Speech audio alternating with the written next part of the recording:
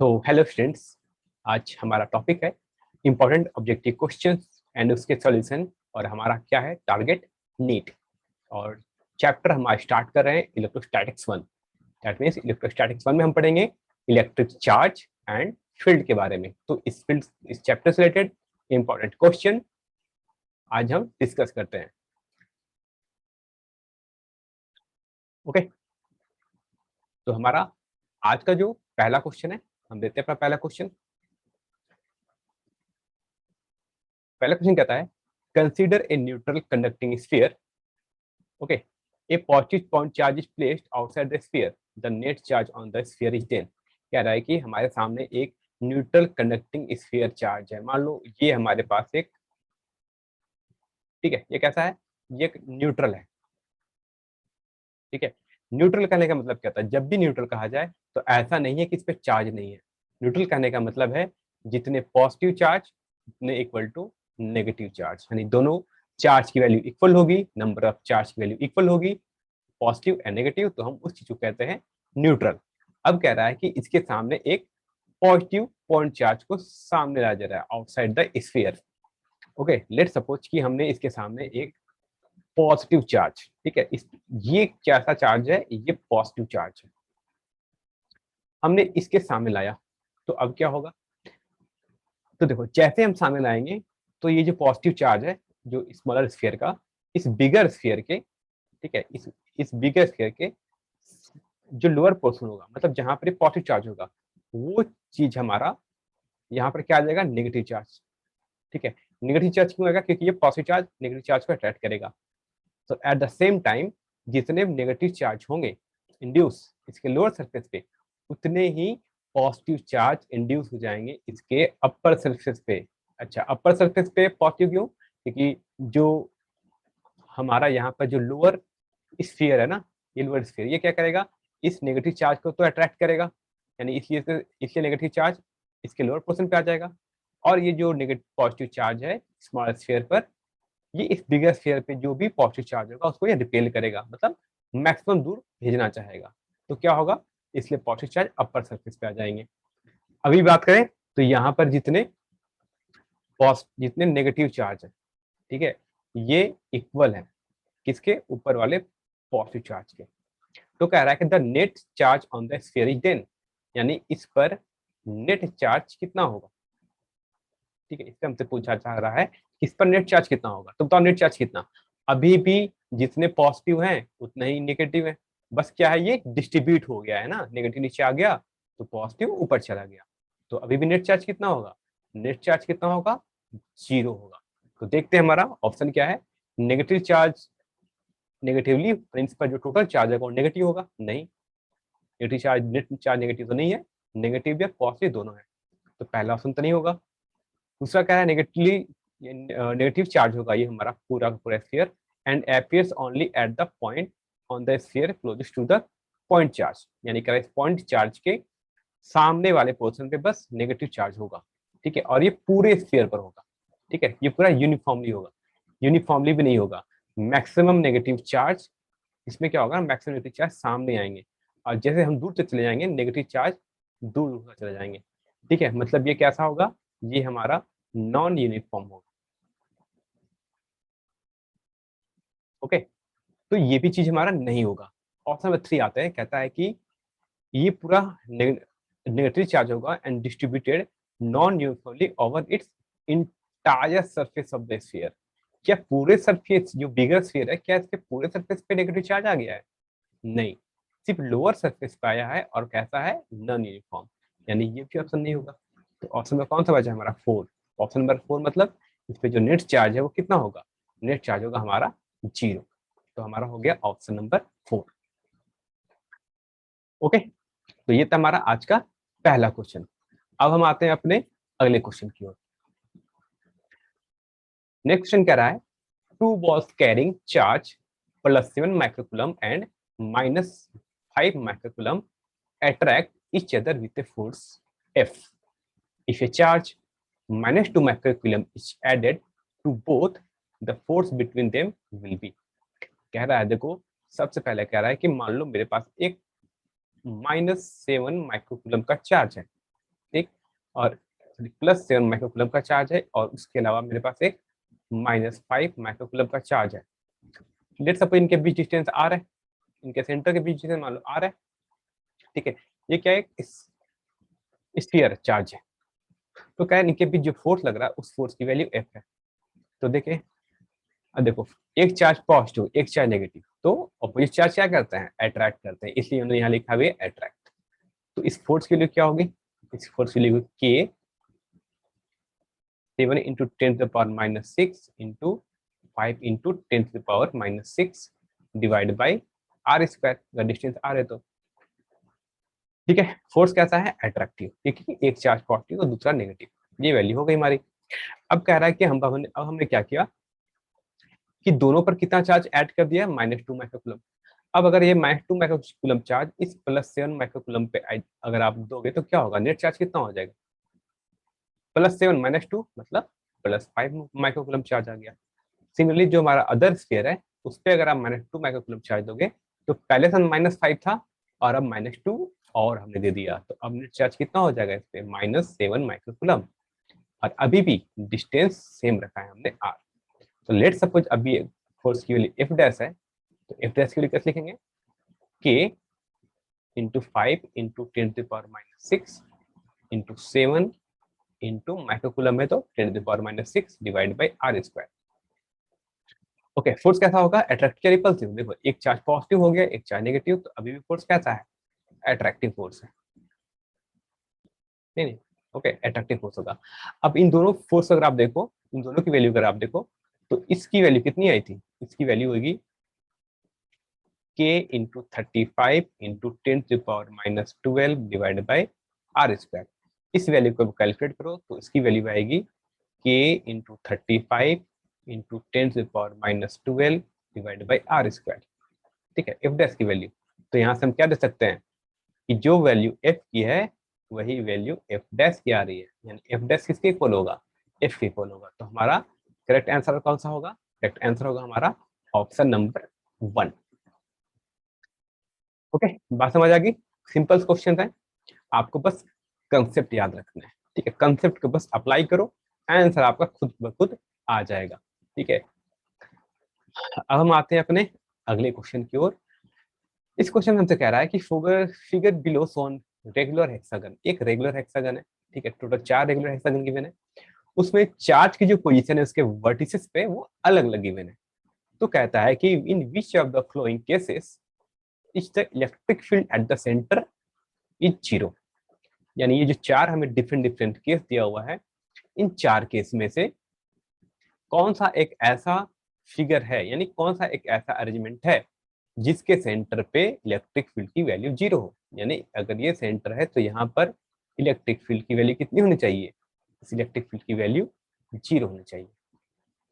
Okay, हम देखते हैं, सबसे पहले हम फिगर नंबर 1 देखते हैं ना, फिगर 1 को थोड़ा सा ध्यान से देखते हैं अच्छे से। देखो फिगर 1 में कितना चार्ज है, तो देखो ये +5Q का चार्ज इस सेंटर मान लो करके यूनिट चार्ज रखा है, तो इस पर इलेक्ट्रिक फील्ड कितना लगाएगा, तो ये इलेक्ट्रिक फील्ड इधर बनाएगा, ठीक है। लेट सपोज इसकी वैल्यू कितनी है, 5, ठीक है, 5E। ये +2Q का चार्ज है इस सेंटर पे अवे लगाएगा, कितने फोर्स लगाएगा, 2E से। नेट फोर्स किधर आ जाएगा, इन दोनों का नेट किधर आएगा, नीचे, कितना आएगा, 3, ठीक है। तो यहाँ पर तो नेट इलेक्ट्रिक फील्ड इधर हमारा बच गया, ठीक है, यानी सेंटर पे नेगेटिव चार्ज होने का मतलब जीरो इलेक्ट्रिक फील्ड आने का चांसेस कम है। तो हम ऐसा अरेंजमेंट चेक करते हैं ना कि कहाँ पर एक ऐसा पेयर बने कि दोनों फोर्स इक्वल एंड अपोजिट हो जाए। इस सेकंड वाले केस में देखते हैं, तो इधर अगर फोर्स इलेक्ट्रिक फील्ड ई बनाएगा तो ये वाला चार्ज, तो ये वाला चार्ज नीचे इलेक्ट्रिक फील्ड बनाएगा ई, ठीक है, एक दूसरे को कैंसिल आउट कर देंगे, ठीक है। इस पे आते हैं, तो ये -Q का चार्ज अपनी ओर इलेक्ट्रिक फील्ड ई बनाएगा, दूसरी ओर ये जो Q चार्ज है ये भी एक इलेक्ट्रिक फील्ड इधर ई बनाएगा, इधर नेट इलेक्ट्रिक फील्ड कितना बन जाएगा, 2E, ठीक है। तो यहाँ भी चांसेस कम है जीरो इलेक्ट्रिक फील्ड होने के। ऑप्शन नंबर 3 में आता है, तो देखते हैं, ये +2Q का चार्ज नीचे 2E का इलेक्ट्रिक फील्ड बना रहा है, तो ये 2Q का चार्ज ऊपर कितना बनाएगा, 2E का इलेक्ट्रिक फील्ड बनाएगा, क्योंकि चार्ज दोनों पे Q Q है, 2Q 2Q है। सिमिलरली देखिए अगर हम ऊपर वाले 2q के चार्ज के बारे में, तो ये इलेक्ट्रिक फील्ड इधर बनाएगा 2e। सिमिलरली ये -2q चार्ज जो नीचे है ये ऊपर इलेक्ट्रिक बनाएगा 2e। ओके, अब आते हैं लास्ट हमारा q चार्ज पे। ये q चार्ज इधर इलेक्ट्रिक फील्ड बनाएगा e, तो ये भी q चार्ज इधर बनाएगा इलेक्ट्रिक फील्ड e। अब देखोगे कि यहाँ सारे चार्जेस एक दूसरे को कैंसल आउट कर रहे हैं। ये e ये को कैंसल आउट करेगा, ये 2e रेड वाला नीचे वाले 2e रेड वाले को कैंसल आउट करेगा, और ये ब्लू कलर का जो 2e इलेक्ट्रिक फील्ड है नीचे वाला, ये ऊपर वाले 2 इलेक्ट्रिक फील्ड को कैंसिल करेगा। तो नेट इलेक्ट्रिक फील्ड कितना बचेगा सेंटर पे? 0। तो इसका करेक्ट आंसर कौन सा होगा? करेक्ट आंसर होगा हमारा ऑप्शन नंबर 2। मतलब हमने क्या समझ आया कि जब भी अगर एक हेक्सागन हो, सेंटर पे इलेक्ट्रिक फील्ड 0 आनी है, तो क्या होना चाहिए? ऑपोजिट वर्टिसेस पे जो चार्ज है वो इक्वल होने चाहिए, equal magnitude with as well as equal sign. मतलब पॉजिटिव है तो पॉजिटिव, नेगेटिव है तो नेगेटिव। ओके, ऑप्शन में चेक करने की जरूरत नहीं है, ऑप्शन नंबर 4 आप लोग चाहो तो खुद से चेक कर सकते हो। हम आते हैं अपने अगले क्वेश्चन की ओर। क्वेश्चन नंबर हमारा कह रहा है कि force between two identical spheres charge with same charge is F. कह रहा है कि टू मेरे पास दो स्फेरिकल चार्ज है, ठीक है, दोनों पे चार्ज सेम है। मान लो इस पे चार्ज क्यू, तो इस पे भी चार्ज क्यू, इनके बीच अगर मान लो डिस्टेंस आर है, तो इसमें जो इनके फोर्स लगा वो फोर्स की वैल्यू एफ है। अब कह रहा है कि इसमें से 50% चार्ज, ठीक है, अब कह रहा है कि इसमें से 50% चार्ज इसमें हमने दे दिया, तो पूछा अब फोर्स की वैल्यू क्या होगी। तो देखते हैं, जैसे ये 50% चार्ज देगा इस पे, यानी क्यू का 50% मतलब q/2, यानी q/2 चार्ज दे दिया, तो इसमें कितना चार्ज बच गया? q/2। इस वाले पे चार्ज कितना आएगा? पहले से q था, अब और कितना चार्ज आ गया पहले वाले से? q/2, यानी ये हो जाएगा 3q/2 चार्ज। डिस्टेंस अभी भी r है, लेट सपोज अभी फोर्स मान लो F डैश हो गया, तो हम कैलकुलेट करते हैं, पहले F कैलकुलेट करते हैं फर्स्ट कंडीशन के लिए। तो F के लिए कितनी आएगी? K q/r²। और सेकंड केस में F डैश की वैल्यू कितनी होगी? इसकी वैल्यू होगी K into q/2 into 3q/2, second charge की वैल्यू डिवाइड बाय डिस्टेंस अभी भी आ रहा है। इस पूरे वैल्यू को कैलकुलेट करो तो ये वैल्यू आ जाएगी k/r² इंटू 3/4। यानी हम F डैश को क्या ले सकते हैं? यानी यहाँ से हम F डैश लिख सकते हैं कि F डैश की जो वैल्यू होगी वो 3q/4 आ जाएगी, ठीक है। सॉरी, कितना हो जाएगा ये?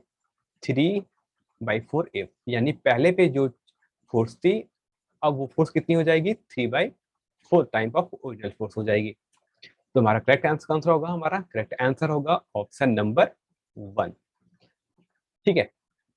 सिंपल सा क्वेश्चन था, बस कंसेप्चुअल वाइज। आते हैं अपने अगले क्वेश्चन की ओर।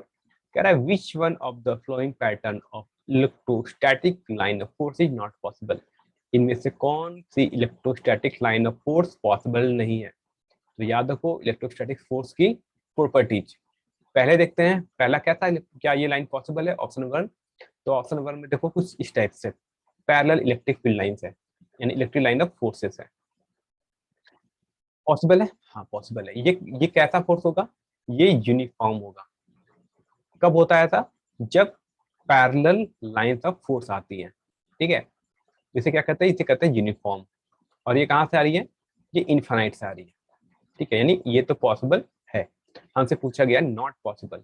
सेकंड देखते हैं, सेकंड देखो कैसा कह रहा है कि एक पॉइंट है, यहाँ से इलेक्ट्रिक फील्ड लाइन निकल रही है।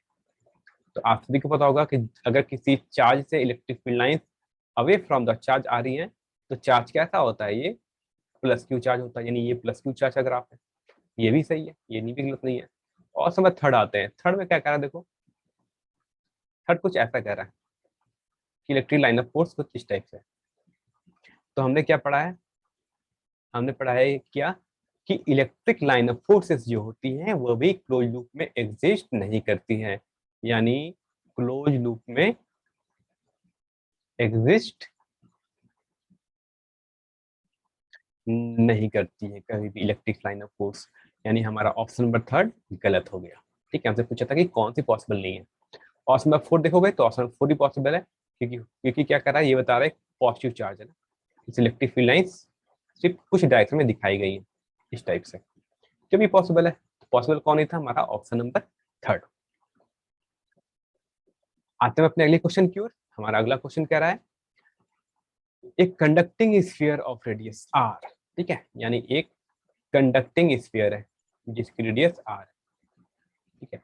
कंडक्टिंग करने का मतलब है कि इस पे charge through out the volume, ठीक है, सॉरी, क्या करा है हमसे कह रहे हैं कंडक्टिंग है ना, तो कंडक्टिंग स्फीयर में क्या होता है, चार्ज कहाँ चले जाते हैं, सारे के सारे चार्ज कहाँ चले जाते हैं, इसके सरफेस पे, क्योंकि हमसे क्या कहा गया है, conducting sphere of radius r, ठीक है।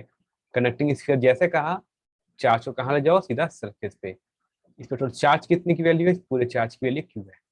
तो कह रहा है the electric potential and electric field, ठीक है, and electric field at any point inside the sphere is. कह रहा है कि अगर इस पे कोई पॉइंट ले लें अंदर P, तो इस फील्ड पॉइंट पर इलेक्ट्रिक फील्ड और इलेक्ट्रिक पोटेंशियल की वैल्यू क्या क्या होगी, ठीक है, यानी एट पॉइंट P,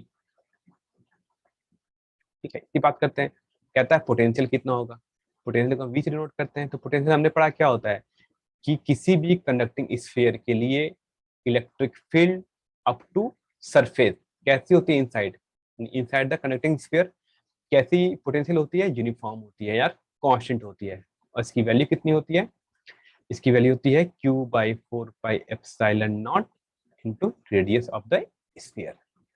ये होता है हमारा पोटेंशियल। इलेक्ट्रिक फील्ड कैसे वेरी करता है, तो इलेक्ट्रिक फील्ड और कंडक्टिंग स्फीयर यानी inside the conducting sphere electric field की वैल्यू कितनी होती है, 0 होती है। तो हमसे पूछा गया था electric potential and electric field respectively. तो हमें ध्यान देना है कि पोटेंशियल कितना होगा, Q/4πε0 एंड इलेक्ट्रिक फील्ड 0, इसलिए ऑप्शन नंबर 2। आप ऑर्डर को भी ध्यान देना कि पहले पोटेंशियल देन इलेक्ट्रिक फील्ड, ठीक है, इसलिए ऑप्शन नंबर 2 होगा। आते हैं हम अपने अगले क्वेश्चन। हमारा अगला क्वेश्चन कह रहा है for a uniformly charge sphere the electric field from its centre, ठीक है। कह रहा है ए यूनिफॉर्मली चार्ज स्फीयर की बात कर रहा है। अब जैसे ही यूनिफॉर्मली चार्ज स्फीयर की बात की, मतलब समझ जाओ कि ये यूनिफॉर्मली चार्ज स्फीयर है, मतलब कि इसमें जो चार्ज है वो थ्रू आउट वॉल्यूम डिस्ट्रीब्यूटेड है, कुछ इस टाइप से। ओके, लेट सपोज इसका सेंटर मान लो यहाँ पर है और इसकी रेडियस मान लो r है। तो कह रहा है कि electric field from it centre, यानी सेंटर C से इलेक्ट्रिक फील्ड कैसे कैसे वेरी करती है, यानी हम जैसे ही सेंटर से दूर चले जाएंगे तो इलेक्ट्रिक फील्ड कैसे वेरी करती है। तो याद करो कि जब r की वैल्यू लेस देन r होती है तो इलेक्ट्रिक फील्ड कैसे वेरी करता है, E की वैल्यू होती है 1/4πε0 Q r/r², यानी इलेक्ट्रिक फील्ड इनसाइड कैसे वेरी करती है, डायरेक्टली प्रोपोर्शनल टू r होती है, ठीक। जब r की वैल्यू r हो जाए तो इलेक्ट्रिक फील्ड के लिए कितनी हो जाती है, 1/4πε0 Q/r क्यूब था, ये हो जाएगा हमारा r² इलेक्ट्रिक फील्ड। और जब r की वैल्यू ग्रेटर देन r हो जाए तब इलेक्ट्रिक फील्ड की वैल्यू होती है 1/4πε0 Q/r²। तो देखते हैं, कह रहा है कि ऑप्शन पढ़ते हैं कि इंक्रीजेस, इसके सेंटर से जैसे हम आगे बढ़ते हैं तो इलेक्ट्रिक फील्ड कैसे वेरी करती है, linearly up to the surface, यानी सरफेस तक कैसे वेरी करती है, लीनियरली, यानी और है ना, केस नंबर 1 की बात कर रहा हूं हमसे। तो क्या ये लीनियर वेरी कर रहा है, तो हाँ लीनियर वेरी कर रहा है, तो हमारा ऑप्शन 1 ही मिल गया पहले, ठीक है।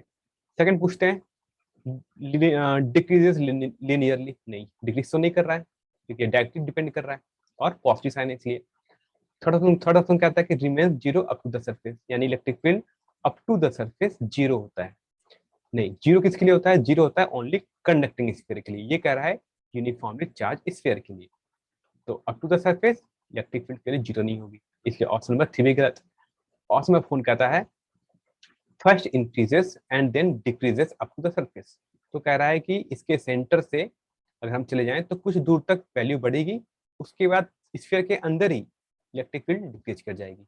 तो ऐसा नहीं है, क्या होता है इसका जो आप ग्राफ भी याद रखो तो बहुत इंपॉर्टेंट होगा। इसका ग्राफ कैसा होता है, इलेक्ट्रिक फील्ड और आर डिस्टेंस के बीच में, तो ये वैल्यू ऐसे इंक्रीज करती है लीनियरली उसके बाद ये वैल्यू ऐसे डिक्रीज करती है।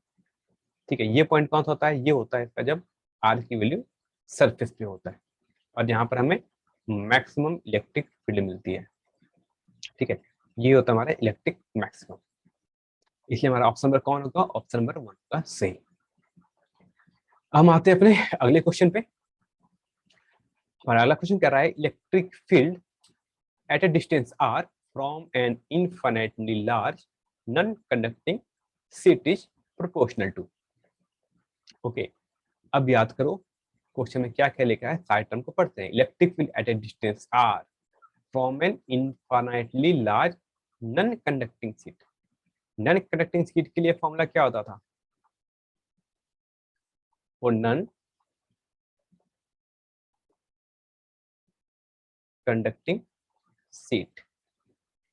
ठीक है, नॉन कंडक्टिंग शीट के लिए क्या होता था, इलेक्ट्रिक फील्ड के लिए क्या होती थी, ये होती थी सिग्मा बाई 2 एप्सिलॉन नॉट। ठीक है, यानी ये एक नॉन कंडक्टिंग शीट है तो इससे इलेक्ट्रिक फील्ड के लिए कितनी होती थी, सिग्मा बाई 2 एप्सिलॉन नॉट।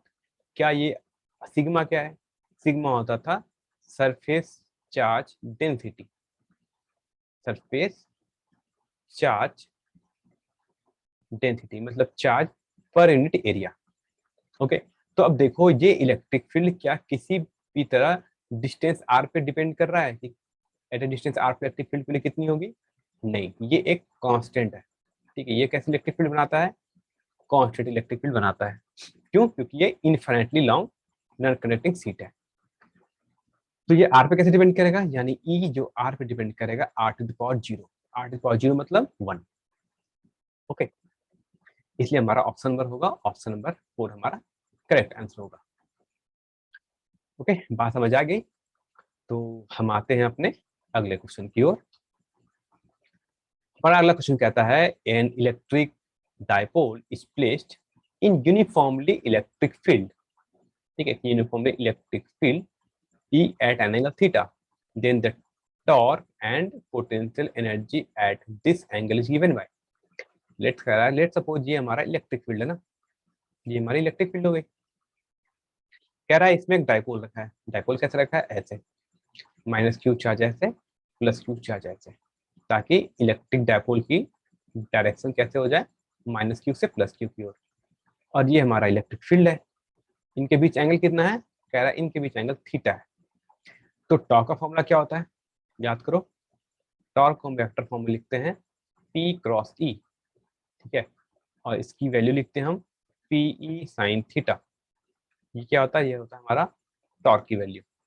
ठीक है, ये बात करते हैं इसके हम मैग्नीट्यूड के बारे में। और पोटेंशियल एनर्जी यू नोट करते हैं, इसकी वैल्यू होती है माइनस PE कॉस थीटा। ठीक है, और इसे क्या लिखते हैं, इसे लिखते हैं माइनस P डॉट E, हम ये भी लिखते हैं वेक्टर फॉर्म में। ठीक है, और पोटेंशियल क्या था हमारा, पोटेंशियल होता है हमारा स्केलर, इसलिए लिखता है माइनस P डॉट E। तो कहता है हमसे इसमें टॉर्क और पोटेंशियल एनर्जी का सही इक्वेशन कौन सा है, तो टॉर्क होगा P sin थीटा, तो ऑप्शन 1 और 2 P sin थीटा मिल गया। और पोटेंशियल एनर्जी क्या होगा, माइनस PE cos थीटा, यानी कि ऑप्शन नंबर 1। ओके, तो बेसिक क्वेश्चन था डाइपोल पे, आपको ऐसे भी क्वेश्चन आप एग्जाम में एक्सपेक्ट कर सकते हो। ठीक है, कभी कभी एग्जाम में काफी बेसिक क्वेश्चन पूछा जाता है, इससे बहुत ज्यादा टफ क्वेश्चन वो नहीं पूछते हैं, एकदम बेसिक सा क्वेश्चन पूछ लेते हैं। तो आपको फॉर्मूला सारे याद होने चाहिए अच्छे से। आते हैं अपने अगले क्वेश्चन की ओर। हमारा अगला क्वेश्चन कहता है an electric dipole of dipole moment P is lying along A uniform electric field E। जो हमारा डायपोल मोमेंट है, यानी जो डायपोल है वो कैसे लाई कर रहा है, along uniform electric field E। मतलब ये कि हमारा ये इलेक्ट्रिक फील्ड लाइंस है, लेट्स सपोज। ठीक है, इलेक्ट्रिक फील्ड लाइंस है। जो हमारा डायपोल कैसा है, कह रहा है जो डायपोल हमारा वो अलोंग है ना, मतलब पहले डायपोल ऐसे रखा है माइनस क्यू और ये हो गया प्लस क्यू। ठीक, अब कह रहा है कि then the work done in rotating dipole by 180 degree, यानी इसको 180 डिग्री से रोटेट कर दो। कितने से, 180 डिग्री से। जब इसे 180 डिग्री से रोटेट करोगे तो अब क्या हो जाएगा, चीजें उल्टी हो जाएंगी ना, माइनस क्यू यहाँ हो जाएगा और ये प्लस क्यू पूरा होके इधर आ जाएगा। तो कह रहा है कि वर्क डन कितना पड़ेगा। तो याद करो वर्क डन का फॉर्मूला क्या होता है, वर्क डन का फॉर्मूला होता है PE cos θ1 minus cos of θ2। ठीक है, तो वैल्यू पुट करते हैं।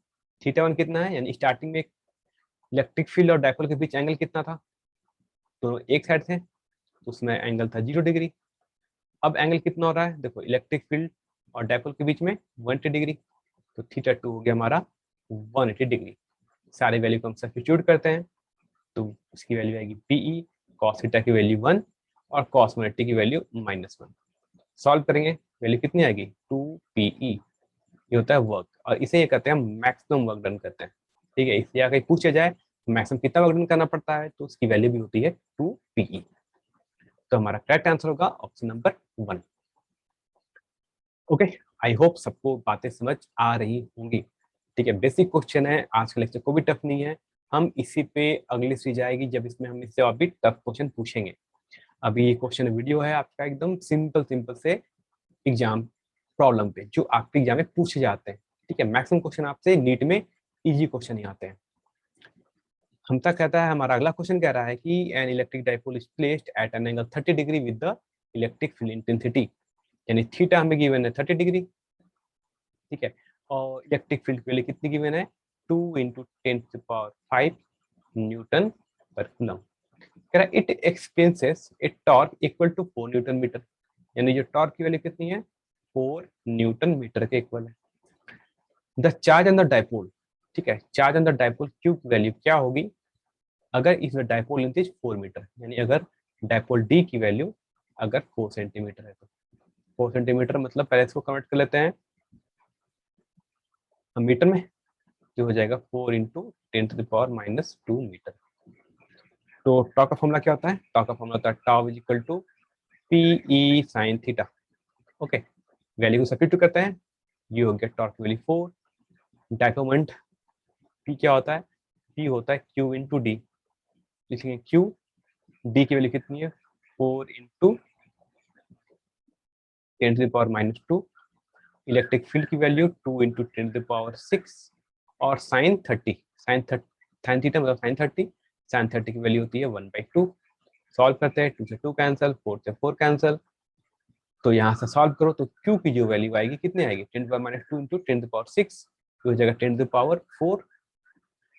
इसके हम ले आएंगे लेफ्ट साइड लाएंगे तो ये वैल्यू हो जाएगी 10⁻।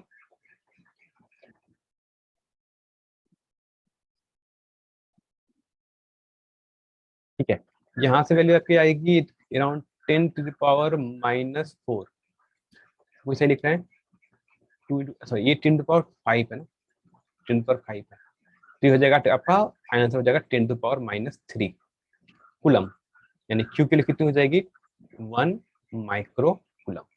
ओके, तो हमारा करेक्ट आंसर होगा ऑप्शन नंबर 4। ओके, तो कैलकुलेशन के पार्ट को आप थोड़े अच्छे से करेंगे। ठीक है, कैलकुलेशन के पार्ट आप अच्छे से करेंगे, डाटा को सही सही लिखेंगे। जैसे हमने अभी मिस्टेक हो गई थी हमारी 10⁻5 को हमने 6 लिख दिया था। ओके, आते हैं अगले क्वेश्चन जो कह रहा है कि consider the following statement about electric dipole and select the correct statement. कहता है इलेक्ट्रिक स्टेटमेंट 1 कहता है electric dipole moment vector p is directed from negative charge to positive charge. तो मान लो अगर -q चार्ज है, ये +q चार्ज है, के बीच डिस्टेंस दी है, तो इलेक्ट्रिक डाइपोल का डायरेक्शन कैसे होता है, ये इसका डायरेक्शन होता है -q से +q की चार्ज की ओर, यानी इस स्टेटमेंट तो सही है। सेकंड स्टेटमेंट कहता है कि the electric field of a dipole at a point with position vector r depends on magnitude of vector r as well as the angle between r and p। तो अगर मान लो कोई डाइपोल रखा है ना -q और +q, तो eight angle theta पर, ठीक है, r डिस्टेंस पर इलेक्ट्रिक फील्ड की ई की वैल्यू क्या होती है। ठीक है, तो किस किस पे डिपेंड करता है, ठीक है, तो ये डिपेंड करता है एंगल, इस एंगल थीटा पे डिपेंड करता है। ठीक है, और ये आर पे डिपेंड करता है। इलेक्ट्रिक फील्ड ई के लिए कितनी आती है k p divide by r q, value होता है 3 cos स्क्वायर थीटा +1। ठीक है, cos या sin स्क्वायर थीटा, जो भी एक बार आप देखना शायद sin स्क्वायर थीटा।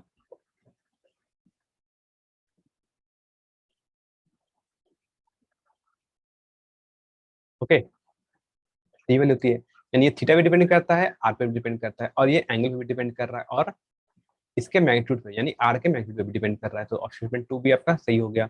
स्टेटमेंट 3 कहता है आपका the dipole electric dipole potential falls off a r square not h r. तो पोटेंशियल का फॉर्मूला क्या होता है? पोटेंशियल का फॉर्मूला होता है हमारा k p cos theta divide by r square. यानी जो हमारा यहाँ पर पोटेंशियल होता है वो कैसे वेरी करता है? वो वेरी करता है एज ए आर स्क्वायर के। तो स्टेटमेंट नंबर 3 भी सही है। स्टेटमेंट 4 कहता है in a uniform electric field the electric dipole experiences no net force but torque tau equal to P cross C. क्या ये सही है? तो हाँ, क्योंकि जब भी अगर एक डाइपोल रखा है ऐसे मान लो प्लस क्यू और ये माइनस क्यू, ठीक है, एक यूनिफॉर्म इलेक्ट्रिक फील्ड ई में, तो इस पर फोर्स कैसे लगता है? इस वाले पर फोर्स लगता है इधर क्यू इंटू ई, और इस वाले पर फोर्स लगता है इधर माइनस क्यू इंटू ई। दोनों फोर्स इक्वल मैग्नीट्यूड है, बस साइन अपोजिट है। तो इस पर नेट फोर्स कितना लगता है? नेट फोर्स हो जाएगा, यानी एफ नेट कहोगे तो एफ नेट हो जाएगा Q E minus Q E, यानी हो जाएगा नेट फोर्स 0। जबकि टॉर्क नेट कितना होगा? टॉर्क नेट होता है पी क्रॉस ई। ठीक है, यानी ऑप्शन नंबर 4 भी हमारा करेक्ट है। तो हमारा करेक्ट आंसर कौन सा होगा? हमारा करेक्ट आंसर होगा ऑप्शन नंबर 4, यानी ऑल 4 सारे स्टेटमेंट हमारे करेक्ट हैं। अगला क्वेश्चन कहता है the electric flux entering and leaving a closed surface is φ1 and φ2 respectively, the electric charge inside the surface will be. ठीक है, कह रहा है कि एक क्लोज सरफेस है, मान लो अगर मेरे पास ये क्लोज सरफेस है, कह रहा है इसमें से इलेक्ट्रिक फ्लक्स इंटर कितना कर रहा है? Entering and leaving. ठीक है, इंटरिंग कर रहा है φ1, आउट कर रहा है φ2, यानी इधर से फ्लक्स इंटर किया φ1, तो लिव कितना किया? लिव किया φ2। तो कह रहा है कि net electric charge inside the surface will B. Okay, तो फॉर्मूला क्या होता है? φ2 माइनस φ1। ठीक है, इसलिए कहते हैं Q enclosed by epsilon not. ठीक है, तो यहाँ से हमारा क्यू इनक्लोज के लिए कितनी आएगी? नेट चार्ज कितना इनक्लोज हो गया? जितना बाहर गया,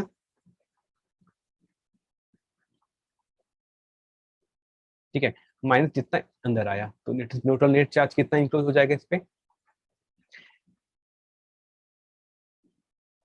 इसकी वैल्यू हो जाएगी एप्सिलॉन नॉट टाइम्स φ2 माइनस φ1। ठीक है, ये हमारा नेट चार्ज इंक्लूड हो गया। ठीक है, एक स्टूडेंट का सही देखना, ये φ1 माइनस φ2 होना चाहिए। ठीक है, φ1 माइनस φ2 कर लेना, और ऑप्शन नंबर ये हो जाएगा हमारा φ1 माइनस φ2। ठीक है, यानी ऑप्शन नंबर 2 हमारा करेक्ट आंसर हो जाएगा। ये हमारा क्वेश्चन था इलेक्ट्रिक फ्लक्स पे।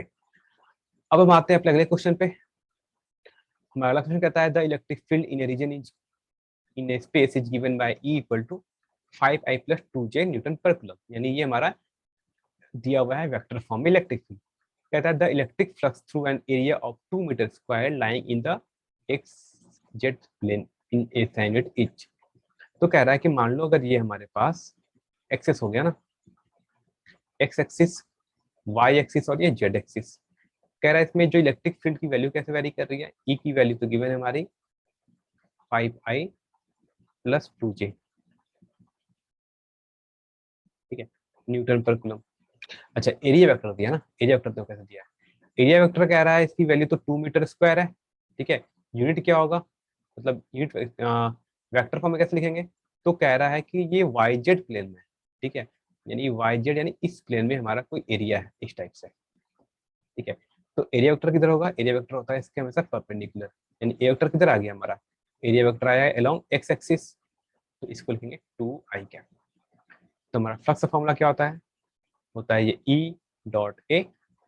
तो वैल्यू को हम जब सिंपली हम सब्स्टिट्यूट करते हैं तो हो जाएगा 5I plus 2J dot product with 2I। तो आई के साथ डॉट प्रोडक्ट 1 होता है, और अदर जे और के साथ आई का डॉट प्रोडक्ट 0 होता है। तो ये सब मल्टीप्लाई कितना बन जाएगा? 10। ठीक है, कितना हो जाएगा ये? 10। तो हमारा करेक्ट आंसर होगा ऑप्शन नंबर 1। ठीक है, क्योंकि 2J 2I के साथ में कितना बन जाता है? 0 बन जाता है, इसलिए हमारा नेट कितना आ जाता है? 10। नेट फ्लक्स कितना हो जाएगा? इलेक्ट्रिक फ्लक्स 10 हो जाएगा हमारा। ओके, तुम्हारा होगा ऑप्शन नंबर करेक्ट आंसर होगा हमारा ऑप्शन नंबर 1। ठीक है, तो क्वेश्चन को आप ध्यान से पढ़ना, आपको एरिया वेक्टर आना चाहिए कि एरिया वेक्टर कहाँ होता है, प्लेन के परपेंडिकुलर होता है हमेशा एरिया वेक्टर। चलिए आज का हमारा लास्ट क्वेश्चन कह रहा है कि a point charge is placed at a distance a/2 perpendicular to the plane and above the centre of a square of side A. अच्छे से पढ़ते हैं। कह रहा है कि देखो ये पॉइंट चार्ज कहाँ रखा है, at a distance a/2 perpendicular to the plane, यानी एक प्लेन है, ठीक है, एक प्लेन है, इस प्लेन के परपेंडिकुलर यानी परपेंडिकुलर सरफेस पे कितने डिस्टेंस पे, a/2 डिस्टेंस पे। क्या चार्ज रखा है, क्यू चार्ज रखा हुआ है। ठीक, ये जो स्क्वायर की साइड लेंथ कितनी है, a है, ठीक है, ऐसे a गिवन है। तो पूछ रहा है कि किसी इस स्क्वायर एरिया से, ये जो हमारा स्क्वायर बन गया, इससे कितना फ्लक्स क्रॉस होगा, ठीक है। तो गॉसर में आते देखो, गॉसर क्या कहता है कि किसी भी क्लोज सरफेस से जो नेट फ्लक्स फार होता है उसकी वैल्यू क्या होती है, Q by epsilon not, Q enclose by. तो अगर इस पूरे जो हमारे स्क्वायर को हम अगर क्यूब के फॉर्म में बनाए, तो क्या हम कुछ स्टेप से बना सकते हैं, हम क्या करें, इसको हम एक कंप्लीट स्क्वायर बना रहे हैं, ठीक है, कुछ इस टाइप से कंप्लीट स्क्वायर बन गया, जिसकी साइलेंस कितनी है सबकी, ए। तो अब क्या हो गया, ये जो क्यू चार्ज है ना, इस ये जो हमारा क्यूब है इसके सेंटर पे आ गया हमारा ये क्यू चार्ज। तो पूरे सरफेस से यानी टोटल 6 सरफेस से, ठीक है, मान लो अगर 6 सरफेस से टोटल फ्लक्स क्रॉस हो रहा है 5, ठीक है, यानी 4 ऑल 6 सरफेस। अगर हम बात करें तो जो चार्ज फ्लक्स क्रॉस हो रहा है उसकी वैल्यू कितनी है, क्यू इनक्लोज कितना हो गया, क्यू बाई एप्सिलॉन नॉट। ये किससे हो गया, पूरे 6 सरफेस से। हमसे पूछा किससे गया, हमसे पूछा गया बस इस स्क्वायर सरफेस यानी एक सरफेस से। तो four one surface that means four one surface, एक सरफेस से फ्लक्स कितना क्रॉस होगा, इसकी वैल्यू क्या होगी, यानी मान लो 5 सरफेस लिखते हैं, इसकी वैल्यू कितनी होगी एक सरफेस से, इसकी वैल्यू हो जाएगी क्यू बाई 6 एप्सिलॉन नॉट, ठीक है, क्योंकि पूरे 6 सरफेस से कितना फ्लक्स क्रॉस करा था, क्यू बाई एप्सिलॉन नॉट। तो एक सरफेस से कितना करेगा, 1/6 यानी क्यू बाई 6 एप्सिलॉन नॉट। तो हमारा करेक्ट आंसर होगा हमारा option number 4, Q by 6 epsilon not. याद रखना ये एनसीईआरटी का प्रॉब्लम है और बहुत इंपॉर्टेंट प्रॉब्लम है, ठीक है, इंपॉर्टेंट है। आपके नीट में हर बार ऐसा क्वेश्चन एक बार जरूर पूछा जा सकता है, फ्लक्स रिलेटेड क्वेश्चन, सिंपल और एनसीईआरटी का प्रॉब्लम है, इसलिए इंपॉर्टेंट है। ओके, तो ये था हमारा आज का लेक्चर, था पूरा इलेक्ट्रोस्टैटिक्स पर, ठीक है। किस पे था हमारा, ये टॉपिक था हमारा आज इलेक्ट्रोस्टैटिक्स पर। इंपॉर्टेंट क्वेश्चन था हमारा नीट के पॉइंट ऑफ व्यू से। तो अगर आपको ये वीडियो पसंद आया तो हमारे चैनल को एक बार सब्सक्राइब जरूर करें और लाइक जरूर करें, ठीक है। और इसी तरह हम हर दिन chapter by chapter important question हम नीट के लिए लाते रहेंगे। ओके, तब तक के लिए फिर मिलते हैं हम नेक्स्ट वीडियो में, तब तक के थैंक